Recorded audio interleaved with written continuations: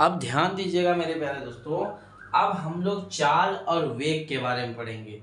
तो वेग में जब भी देखिए चाल और वेग का अंतर के बाद हम लोग चलेंगे वेग की डिटेल से। इनिशियल और लास्ट वेलोसिटी नहीं होती, v बराबर u प्लस ए टी, अंतिम वेग, प्रारंभिक वेग, ये सब मतलब बहुत आसान से हम आपको समझा देंगे, एकदम नॉर्मल से भी नॉर्मल तरीका। सुन में आया। अब आते हैं वेग और दूरी। दूरी मतलब चाल और वेग। देखिए ध्यान दीजिएगा, एकांक समय में किसी समय में चली गई दूरी को ही चाल कहते हैं। समझ में आया आपको? एकांक एकांक समय में चली गई एकांक समय में चली गई दूरी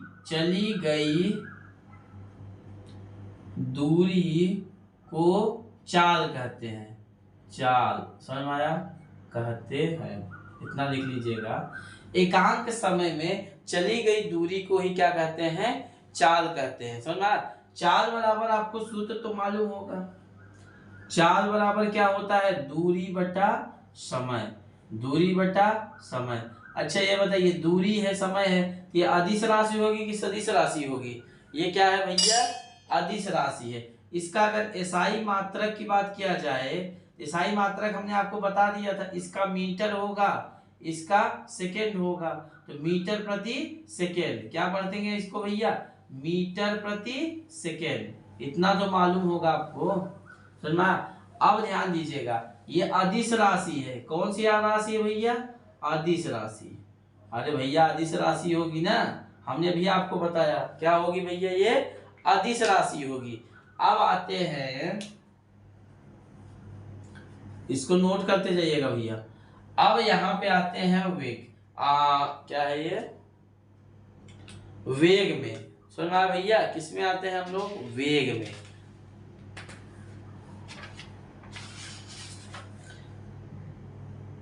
अब ध्यान दीजिएगा, एकांक समय में चली गई, एकांक ये भी वही है, समझिए, एकांक समय में तय की गई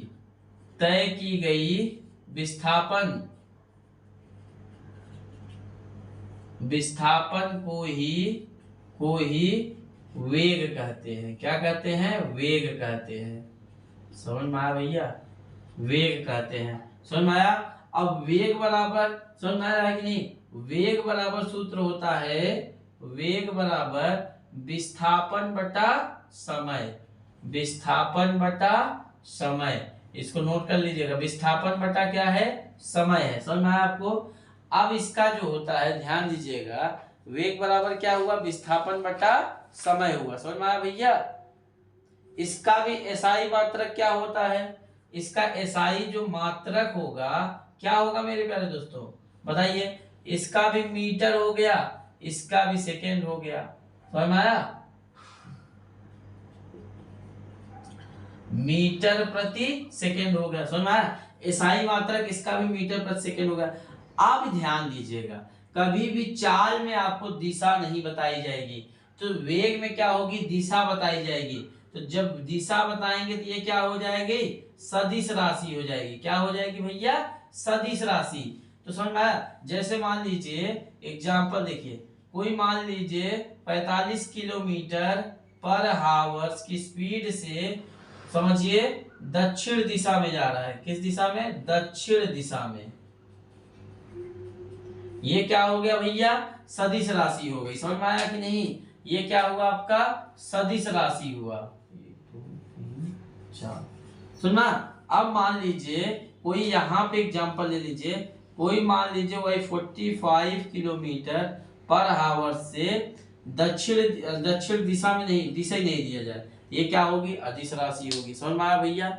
इतना चीज समझ में आ रहा है कि नहीं सबको? ध्यान दीजिएगा, चाल में केवल परिणाम होता है, परिणाम होता है, दिशा नहीं। पांचवा देखिए, चाल में केवल परिणाम होता है। आपका परिणाम निकलेगा कितना स्पीड से जा रहे हैं, बस।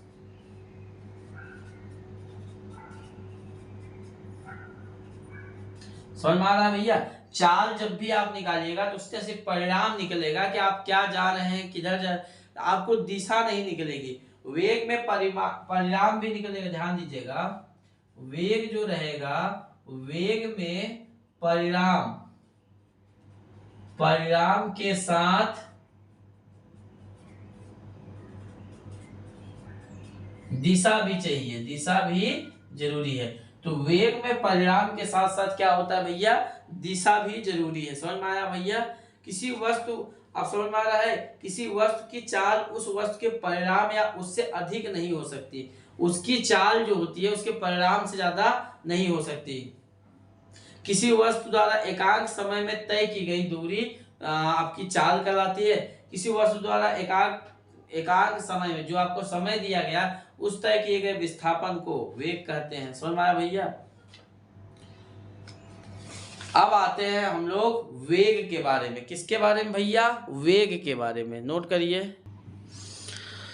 देखिए मेरे प्यारे दोस्तों, अब एक वेग क्या होता है। वेग आपका दो प्रकार के होते हैं, आप लोग इसको शायद पढ़े होंगे, पहले ही दिया गया था। वेग क्या होता है, ध्यान दीजिएगा। एक वेग दो प्रकार के होते हैं, एक होता है भैया प्रारंभिक वेग, एक होता है अंतिम वेग। एक होता है भैया इनिशियल वेलोसिटी, एक फाइनल वेलोसिटी। जो इनिशियल वेलोसिटी होती है उसको हम u से दर्शाते हैं, और जो फाइनल वेलोसिटी होती है इसको हम v से दर्शाते हैं। तो ध्यान दीजिएगा, प्रारंभिक वेग और अंतिम वेग में क्या क्या अंतर है इसके बारे में हम लोग जानकारी देंगे। ध्यान दीजिएगा, ये बहुत से सवाल पूछा जाता है, इसी से ही आपका न्यूमेरिकल बनता है। समझ में आ रहा है कि नहीं? इसी से ही आपका न्यूमेरिकल बनता है। एक बार बस इसको समझिएगा ना, पूरा एकदम आपको समझ में आ जाएगा। समझ में? जैसे कहते नहीं, एक बार स्वाद लेके खा लीजिए बस, मतलब कोई भी खाना कैसा बना रहे मन में ले लीजिए, स्वाद है बस मूड बन गया। तो ऐसे ही इसको भी समझिए कि ये चैप्टर, इसका भी जो गति का है, ये चैप्टर मजा आएगा पढ़ने में। v बराबर, जैसे ये सूत्र होता है, तो सबसे बड़ी इसमें जो प्रॉब्लम होती है प्रारंभिक वेग और अंतिम वेग। समझ में आया आपको?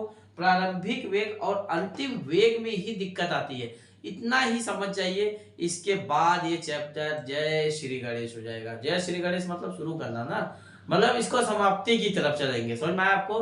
तो कहते नहीं कि हम लोग धीरे धीरे गति कर रहे हैं, धीरे धीरे पढ़ाई में भी गति कर रहे हैं। फाइनल वेलोसिटी, इनिशियल वेलोसिटी अपने दैनिक जीवन में भी हम लोग प्रयोग कर रहे हैं। समझ में आया भैया? अब ध्यान दीजिएगा भैया, कहते नहीं जैसे कोई वस्तु जब विराम अवस्था से चलेगी, मतलब रुक के चलेगी, तो u बराबर क्या होगा, हमेशा 0 हो जाएगा। और अंतिम क्या होगा, रुकने या ब्रेक, मान लीजिए कोई पहुंच गई तो उस समय क्या होगी, अंतिम वेग 0 हो जाएगी। जैसे ध्यान दीजिएगा, एग्जांपल में मान लीजिए एक कार है, क्या है, एक कार है, मान लीजिए 40 किलोमीटर पर आवर्स की स्पीड से चली। ठीक है, एक कार 40 किलोमीटर फाइनल वेग से चली, और जाते जाते यहां पे इन्होंने क्या किया, 60 किलोमीटर पर आवर्स पे रुक गई। अब देखिए चली कितने में, यहां पे अगर पूछा जाए एक कार शुरू की, मतलब इसकी स्पीड हम लोग जब देखे तो यहाँ पे इतना था, तो प्रारंभिक वेग कितना हो जाएगा, 40 किलोमीटर प्रति घंटा।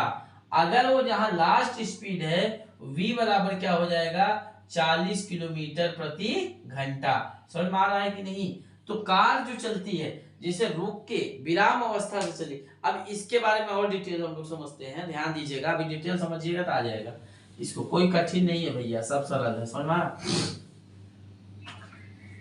अब देखिएगा, एक चीज समझिए, कोई चीज जब हमारे सामने चालू हो रही है, कोई चीज हमारे सामने, जैसे कोई कार खड़ी है, अगर कोई कार आपके सामने खड़ी है, अगर वो आपके सामने चल रही है, तो उसका जो प्रारंभिक वेग होगा, पहली स्पीड थोड़ी होगी भैया, प्रारंभिक जो वेग होगा u बढ़ते हैं इसको, प्रारंभिक वेग कितना हो जाएगा, 0 हो जाएगा। अगर आपके सामने कोई चीज चल रही है, स्टार्ट हुई आपके सामने, तो आप उसको क्या कहिएगा, प्रारंभिक वेग 0 हो जाएगा। जैसे ट्रेन हमारे सामने खड़ी है, ट्रेन जैसे मान लीजिए आपके सामने ट्रेन कोई खड़ी है ना, ट्रेन कोई प्लेटफॉर्म पे खड़ी है, ट्रेन कोई प्लेटफॉर्म पे खड़ी, आवाज भी आ रही ट्रेन की। ट्रेन कोई प्लेटफॉर्म में खड़ी है तो u बराबर क्या हो जाएगा, इसका 0 हो जाएगा। कोई चीज जब आपके सामने स्टार्ट हो रही है या चलने का प्रयास कर रही है, चलने वाली है, तो उस समय आप प्रारंभिक वेग क्या करेंगे भैया, 0 होंगे। समझ में आया। जैसे दिल्ली एयरपोर्ट पे जहाज की लैंडिंग होनी है तो प्रारंभिक वेग हमको नहीं पता। जैसे ध्यान दीजिएगा, जैसे मान लीजिए दूसरा, दिल्ली एयरपोर्ट पे, इसको समझिए, दिल्ली एयरपोर्ट पर जहाज खड़ी, हाँ तो एयरपोर्ट पे जहाजें खड़ी होगी ना भैया, इस पे ट्रेन जो थोड़ी आगे खड़ी हो जाएगी। दिल्ली एयरपोर्ट पर जहाज लैंडिंग होने वाली है, समझ में, लैंड करने जा रही है, लैंड करने जा रही है। अब भैया बताइए, दिल्ली एयरपोर्ट पर जहाज क्या है, लैंड करने वाली है। अच्छा बताइए, इसका हमको प्रारंभिक वेग पता है, क्यों प्रारंभिक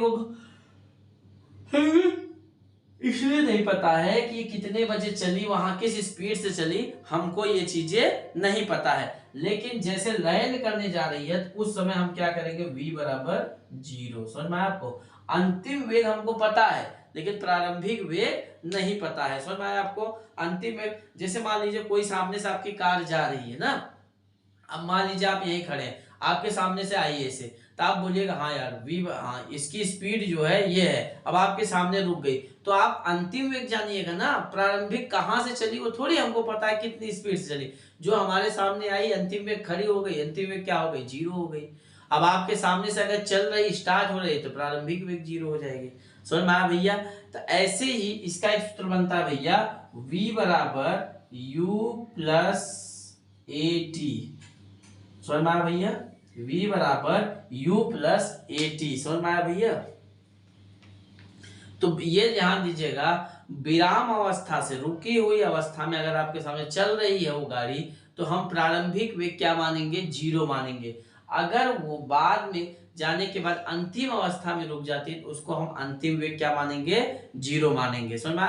कुछ चीजों का जैसे हमको नहीं मालूम, अब मान लीजिए कोई आप मोटरसाइकिल कोई आपके सामने जा रहा है, आपके पास आके रुक गया, तो हम उस समय जब हमारे पास रुका तो हम अंतिम वेग v बराबर हम 0 मानेंगे। हम प्रारंभिक वेग थोड़ी पता है कि कहाँ से फलाना किसको लेके चला, किस स्पीड से चला। समझ रहे हैं। आजकल बाइक पे बैठाते बस ले चौथा गियर लगा दिए, आजकल तो चौथा का 5वां गियर आ गया, 5वां गियर तेज, और पीछे जब बैठे रहेंगे ना, देखते थे आजकल ब्रेक मारने के बाद पीछे वाली वो ऊपर आ जाती, देखते हैं कि नहीं।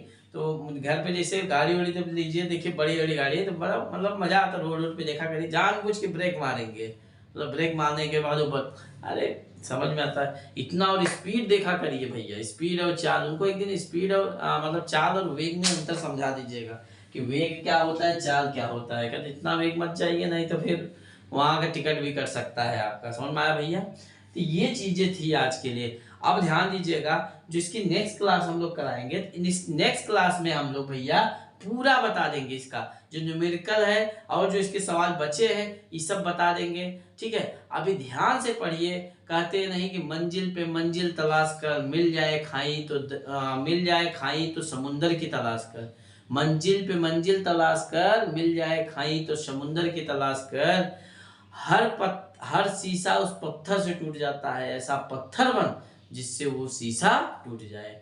तो मेरे प्यारे दोस्तों, कुछ करने के लिए मेहनत करिए, आगे देने वाला वो है। इतना मेहनत कर दीजिए ना, आप इतना निखार ला दीजिए कि आपके याद में 10 आदमी है ना, तो उसमें आप अकेले चमकना चाहिए। और वो दोस्तों किसी के बदौलत नहीं, किसी का दिमाग कम उम नहीं होता दोस्तों, वो अपने अंदर की इच्छा है। आप बताइए, आपके बोलेगा यार हम पढ़ने में तेज नहीं, अरे भैया पढ़ने में जो तेज है उसका कार्यकलाप देखिए, एक दिन का क्रियाकलाप देखिए, क्या करता है वो, कितना मेहनत करता है। आप वही चीज बैठ के मोबाइल चला के समय बर्बाद करते हैं, वही चीज वो पढ़ के करता है। इसलिए मेरे प्यारे दोस्तों बैठिए मत, वो तेज है, वो मेहनत कर रहा है। आप किसान का देखे हैं, जो जितना मेहनत करता है उतना उगेगा। तो आप बैठ के सोचिएगा कि हमको आके भगवान घुसा देता, ऐसा कभी नहीं होता। ठीक है, तो मिलते हैं नेक्स्ट क्लास में दोस्तों नए वीडियो के साथ। जय हिंद, जय भारत।